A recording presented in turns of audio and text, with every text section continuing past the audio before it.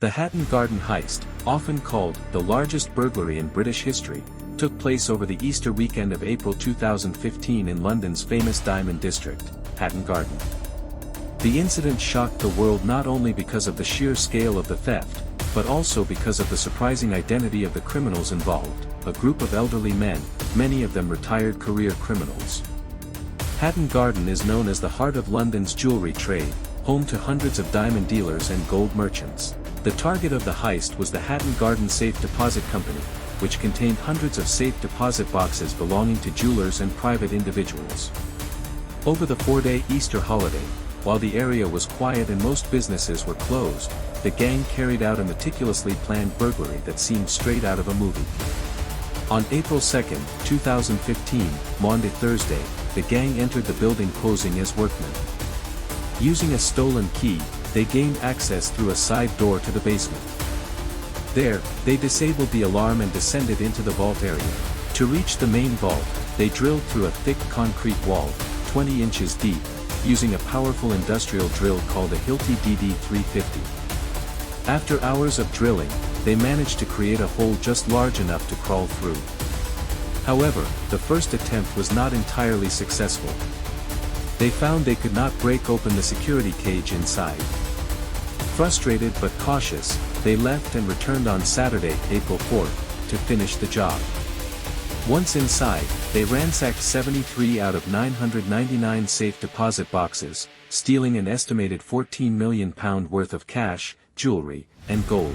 Many victims were small jewelry traders who lost their life savings and uninsured valuables.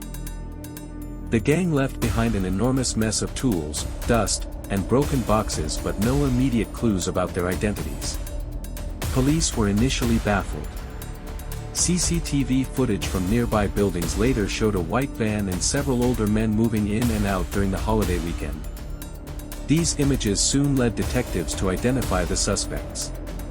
After weeks of investigation, the Metropolitan Police's Flying Squad, a special unit dealing with armed robbery, arrested several suspects in May 2015.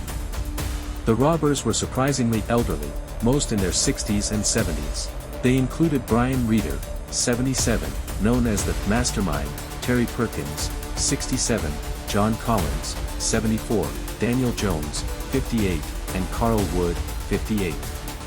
Another accomplice, Michael Seed, nicknamed Basil, managed to evade capture until 2018.